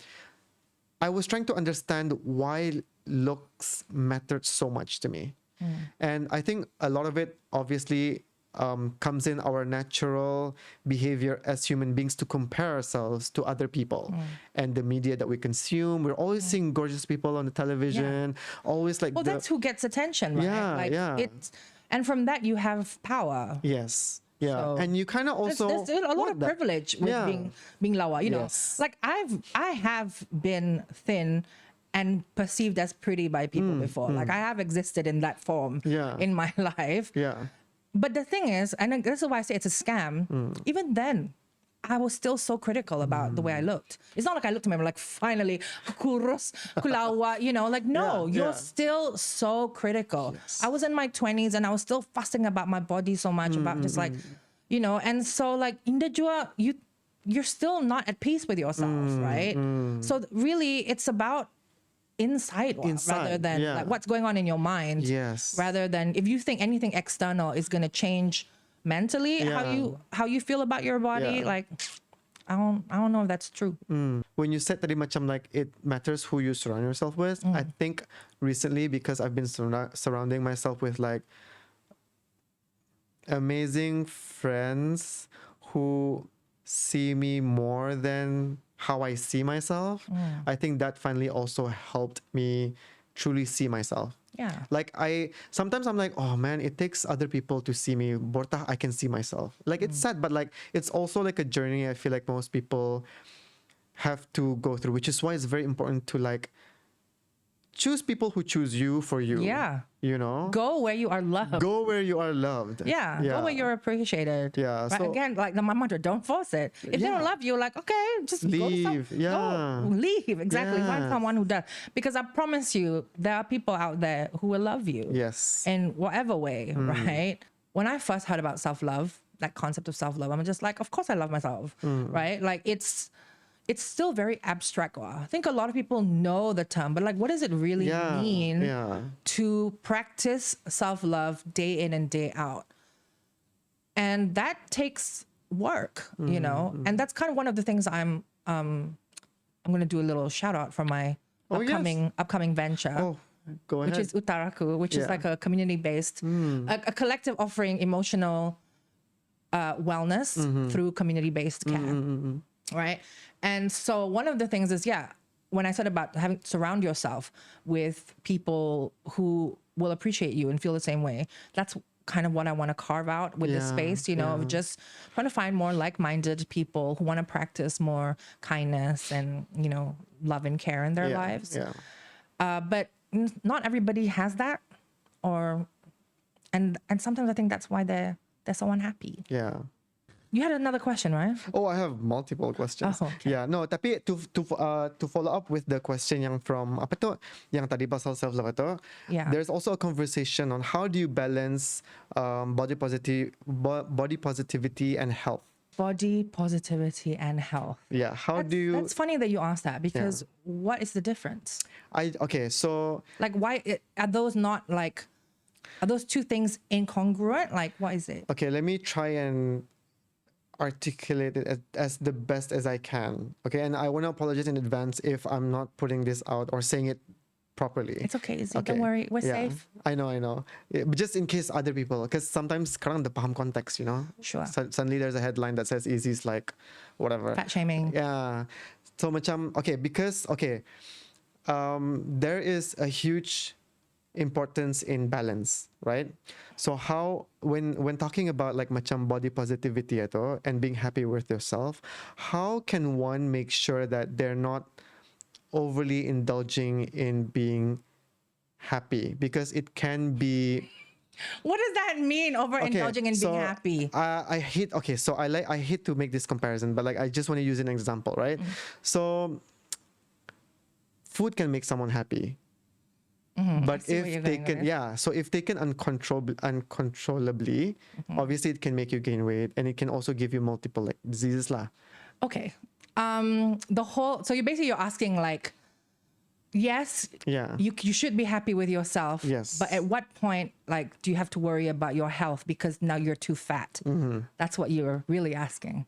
Let's give some background context first to what the body positivity movement is, right? Maybe also it was actually formed out of marginalized women of color who, because again, like when you think of what is considered like the ideal physicality or like beauty, it's like a thin beauty white standard, woman, right? Thin white woman. And so the body positivity movement was born out of that, out of marginalized women of color, and it was, you know, really just about trying to create a space whereby like you can love yourself no matter what your size is. It's just, you know, it's a fairly simple thing, trying to create like love and appreciation, because again, you know, society, it's not very kind to fatness, right? And again, there's a lot of fat phobia. You know, there are a lot of thin people that also eat a lot of, that, you know, again, because bodies are just different, right? And there are a lot of things that contribute to that. And sometimes I feel like I can't be asked to have to talk about this and have to kind of like validate my existence. You know, I'm just not interested. Like if you hate fat people, then stay away from me, you know? Like, and so this kind of conversation that when people you try and bring up like, is there too much? How can there be too much body positivity? How can you feeling good about yourself be a bad thing, right? And if you want to talk about like, like kadang lampu, okay lampu lah, right? Because again, like you don't know my health situation. You've purely assumed that because of fatness. But again, like there are so many people out there that are overweight and are healthier than underweight people, or even healthier than like whatever supposedly normal size is. So I'm just tired of the discourse, and I get that like for some people this might be new to them. But for me, like, again, because I've been, you know, like, I used to call it like Janet Jackson syndrome, where macam sekejap kurus, sekejap lampu, you know? But I've been like fat for a while already, and I understand why my body is like the way it is. Would I like to be thinner? Yes, only because it's just easier, because the world is designed to be like for thin people. Yeah. So yeah, on some level, like, yes, sure, if I could, I would, right? But at the same time, like, I still exist as I am. Yes. And I really like me. Yeah. You know? Yeah. I really like my life journey. I really appreciate everything that I went through to get to where I am today. And so how can I separate, like, oh, you know, I'm so proud of everything I've achieved. Tapi kolampoh masih wen. You know, like, how can I separate that when that's been part of the journey as well? I think a lot of people like to make this much. I'm like, tapi, you know, but to me, I want to accept all of it. I appreciate my body for everything that it's done for me. Yep. And that's how I choose to exist. And if people are going to be mad about that, then, you know, examine your own inner, Yes. like, because, and I've been in this situation before where I remember much I'm looking at people, this is before, you know, I made peace back when I was still like a judge bitch, right? Yeah. And you would see someone like walking around with confidence. You'd be like, "Each one boleh your confidence, you beat Oh my God. you know, yeah. like, let's be real. A lot of us have said that. And what I discovered was the reason why I thought that way was because I didn't learn how to love myself. Like, in my head, I think I look better than you, but I'm not confident. Yeah. So how can you be confident? How dare you be confident Wow. when I think I look better. I'm kudos, I'm all that stuff. Yep. But I still hate myself. I still struggle with my body image every day. Yeah. Right? Yeah. So that's why I don't really care for anyone who wants to criticize, like, you know, and I know there have been people out there and I'm like, like, lampuh tu ya. As if like I don't get to have an opinion or things, you know, like there are people that try to dismiss me because of my fatness.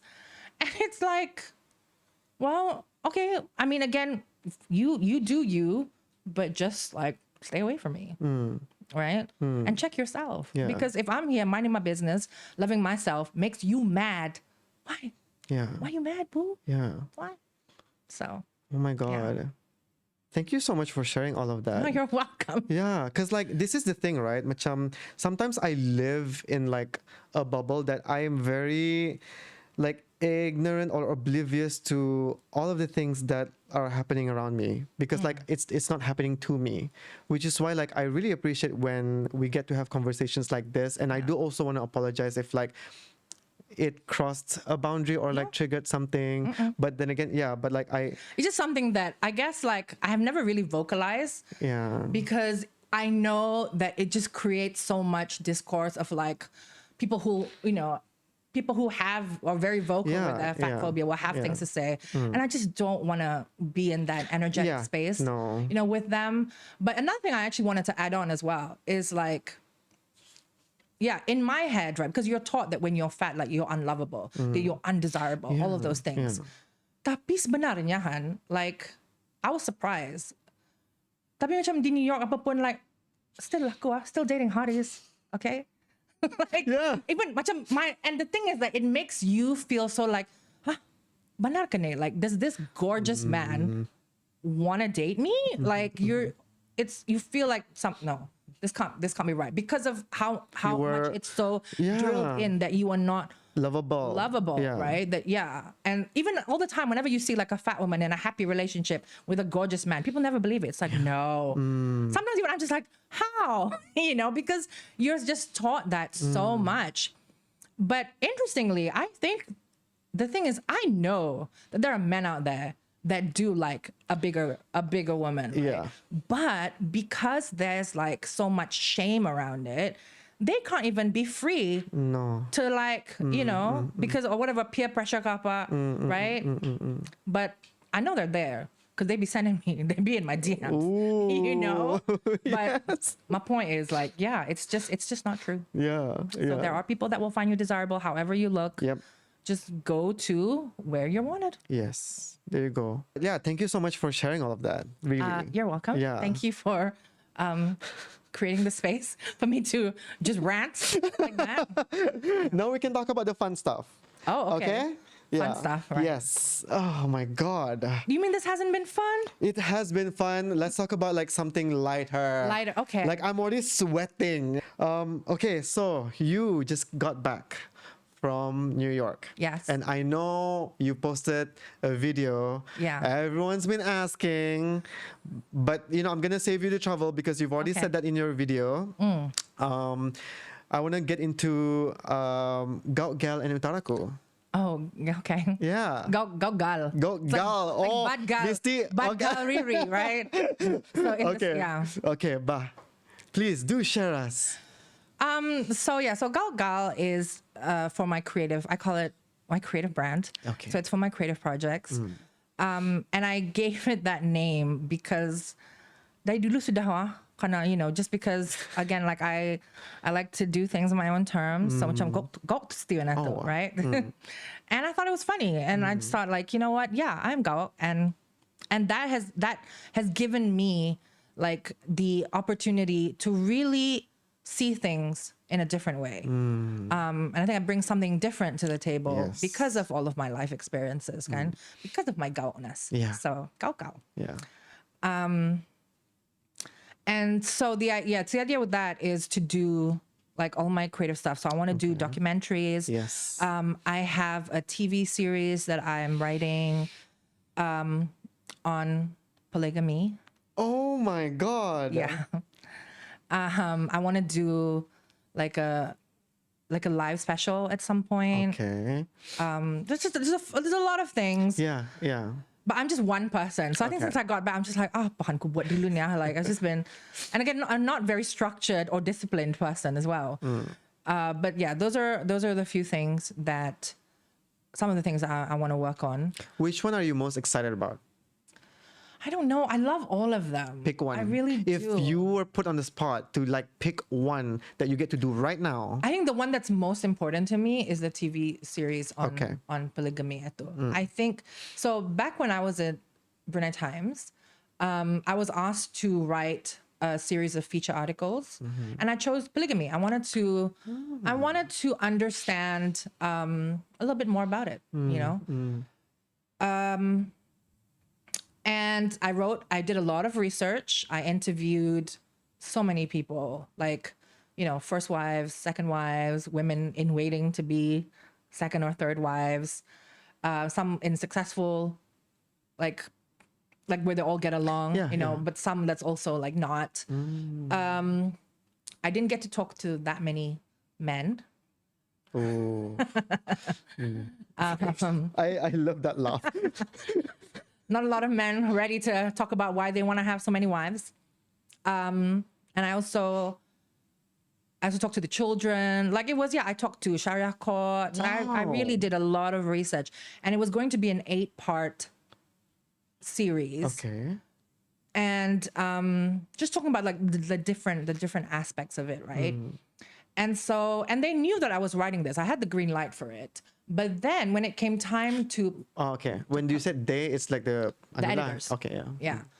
But then when it came time to run it, they were like, oh, this is... The thing is, they didn't even read it. They just thought, oh, polygamy, you know what? It's too sensitive. And I'd done all that work, right? And this was, 2015, 2016. Oh, when you were in BT. Yeah. And, you know, all of those stories have stayed with me all these years. And I just, like, I knew I had to do something with it. So when I was in New York, so I was doing my master's in media studies. Yeah. And so one of the classes I did was like a documentary related one. So it started out initially with the idea of it being a documentary. But then as time went on and I did other classes, I was just like, actually, you know what? I think this would be a really good TV show. Yeah. And so for me, why I want to talk about polygamy, right, is that, look, let's be real. Like the way that this right for men to have up to 4 wives, the way that is protected, it's not going anywhere. Yeah. Tapi, like, how do we bring it then into this 21st century, right?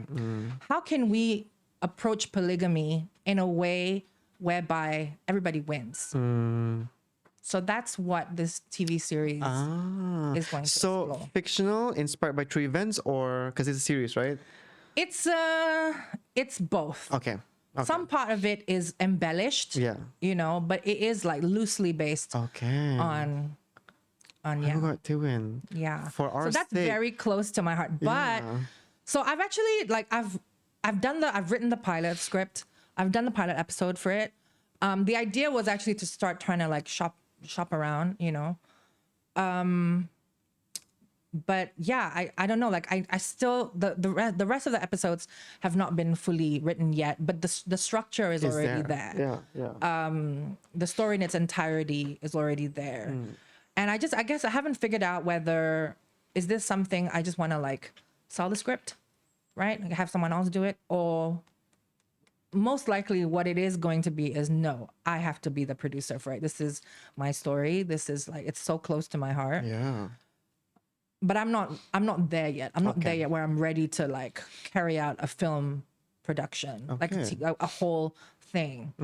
And yeah, so, but that's definitely on the cards. Hopefully in the next few years. Yeah. Oh my God, that is so exciting. And I think it's an interesting subject, Ross, because polygamy gets people heated. Yes. Right? Yep. And rightfully so. You know, because ultimately what I learned from it was that sebenarnya like polygamy ini could work for some people. Right? But because it's so taboo.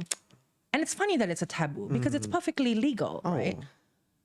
But because it's so taboo, no one gets the space to really like explore that, right?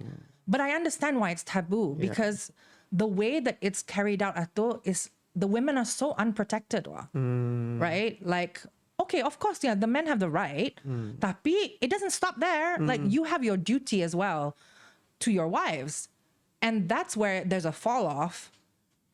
And then no one is protecting the women. Like, you know, the men punya right to have the wives tu kena jaga. Tapi the women's rights to be looked after, kena jaga. Right? There's no accountability there. So, and I think that's why that creates so much like tension, you know, but yeah, anyway, you have to save it for the series. Okay. Yeah.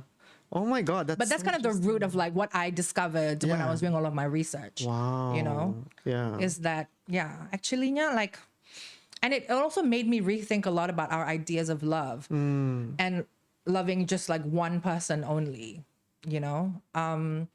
Like we're taught that our value lies in whether we can find someone who's going to love us like entirely. And we also look for a partner that's going to be everything for us, right? We want all of it in one person.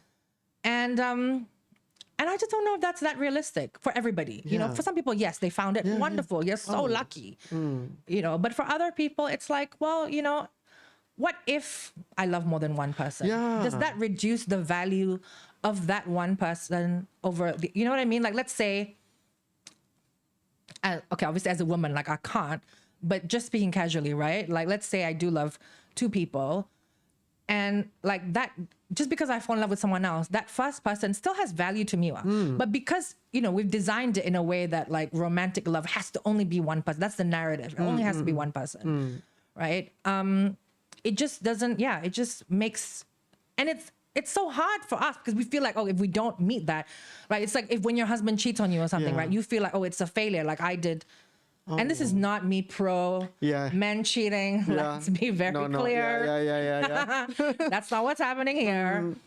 But it's never about your value atua, right? But because we tie it to that, then it creates so much emotional trauma as well from it, you know. And so what this show wants to do really is examine even the thinking behind this idea that monogamy is the only way to be, you know.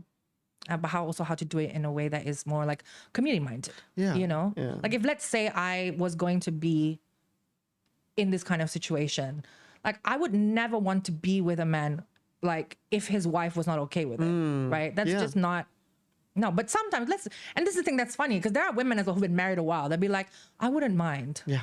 If, get him off my back. Oh, right? Like, I'm tired of this man. Yeah. I wouldn't mind sharing him.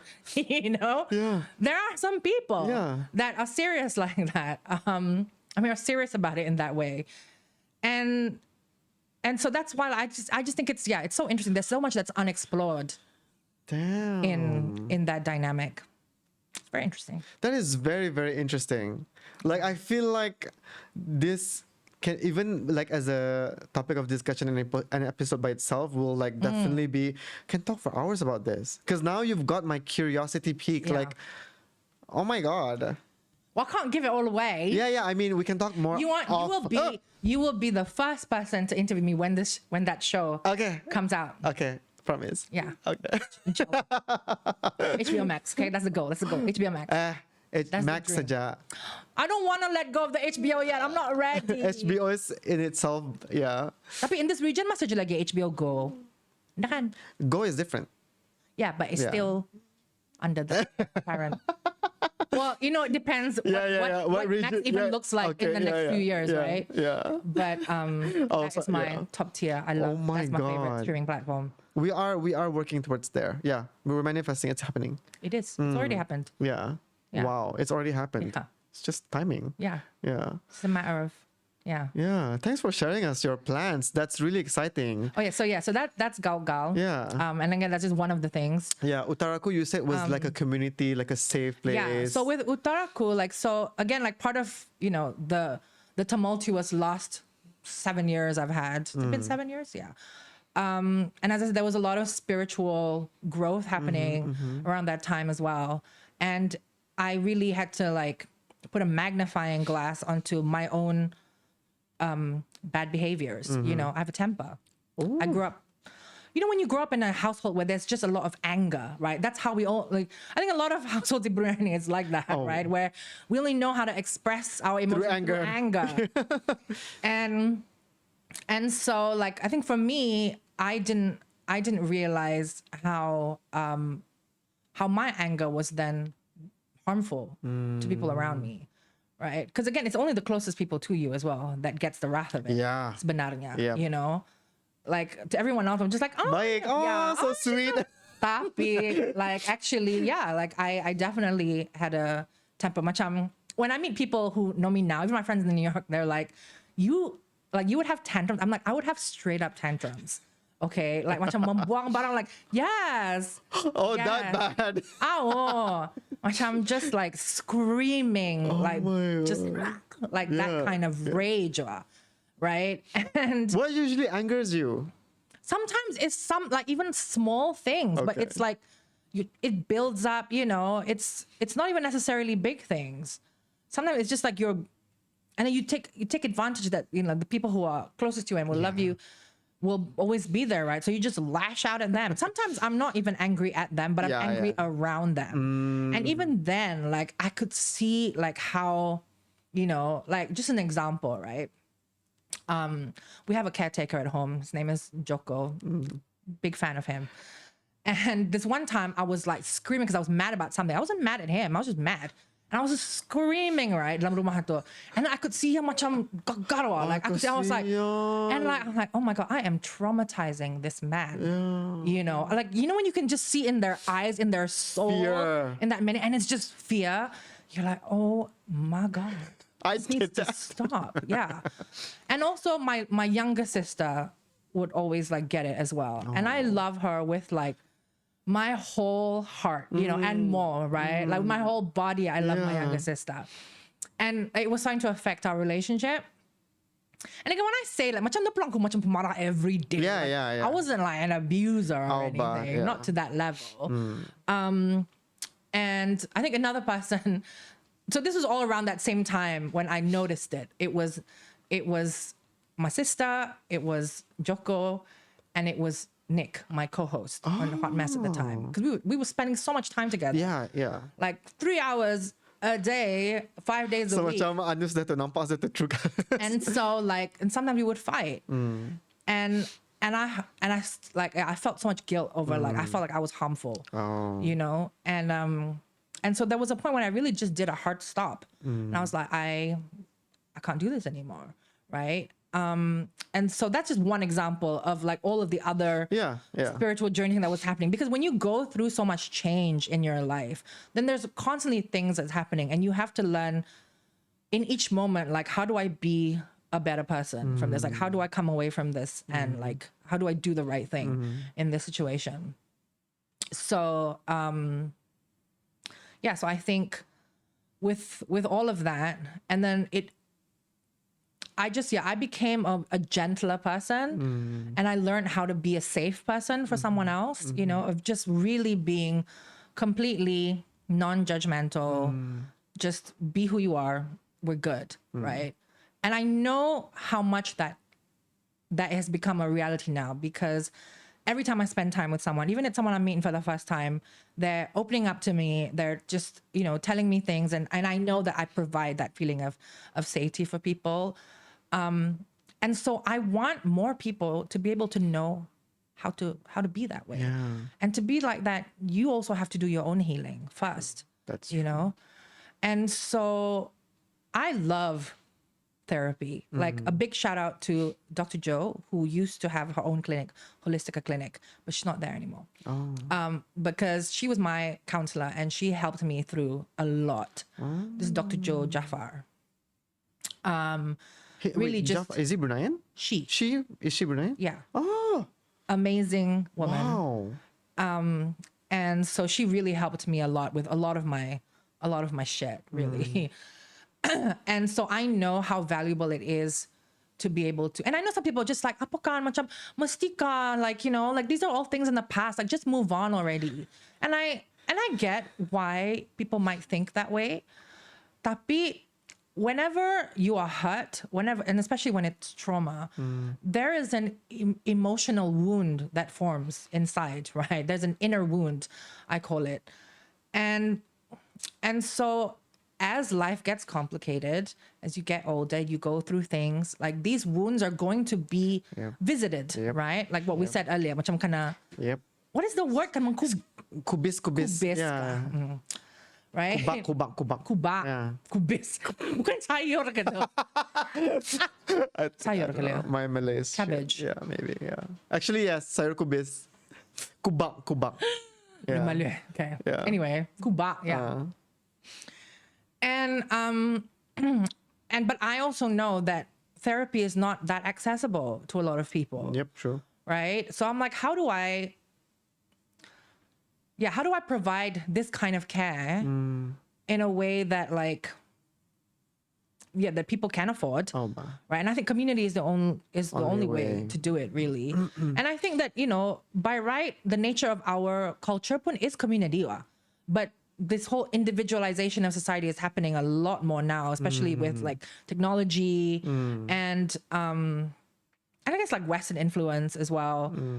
And so how do we go back to that, right? And sometimes I feel like with Brunei, I was a bit unsure, to be honest, with doing this community-based care, because we're so small and everybody is in each other's business. So it's like, how can I create a space where people can feel safe to talk about their stuff, right? Without feeling judged, because I know I can be a safe space. Tapi if it's a group of people and most of them are strangers, how do you know they're going to be a safe space, right? Yeah. So these are valid concerns. And I think how I'm designing it is that it's going to be very, very specific subjects, you know, so like things like, like maybe body issues is one thing. Another one is maybe like mother-daughter troubles. Like, so you're only in a room with other people who relate in the same thing. Yeah.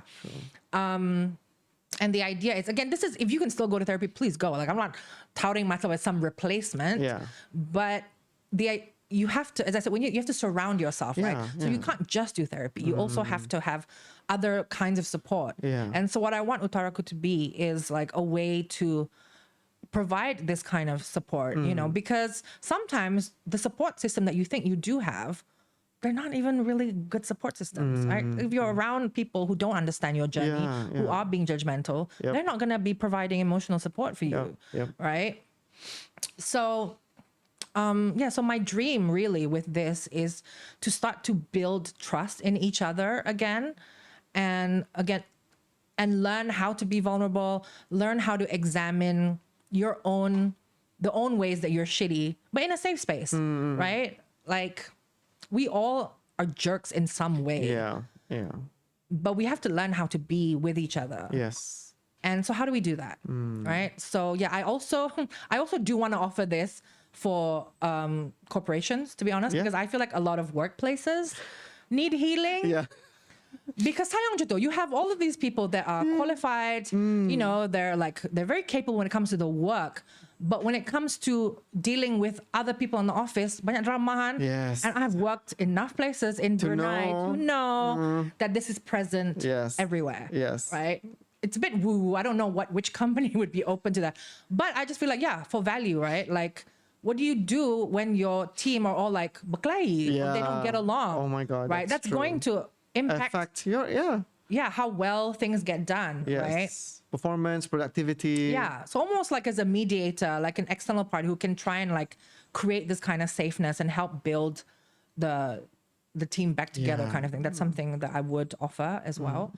But for the most part, it is really just about trying to one person at a time, trying to help you heal and trying to help you love yourself. Because again, that is really the key to everything. Yeah. Wow. Amazing things.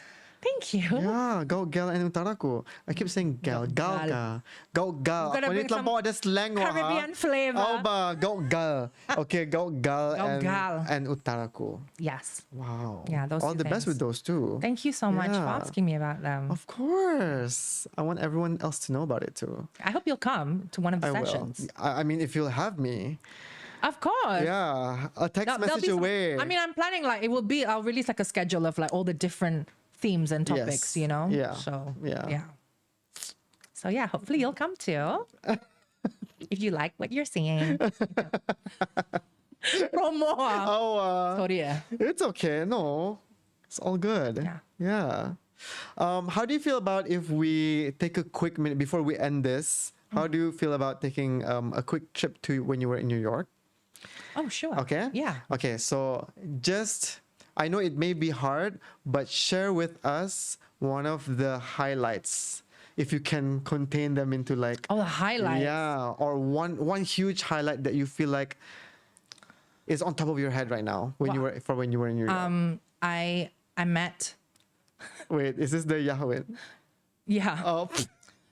I can't. That is one of my highlights. Okay. The fact that I met this actor, Yahya Abdul Matin. I'm a big fan. Yeah, we went to watch his play, and he came out at the end. We took photos with him and everything.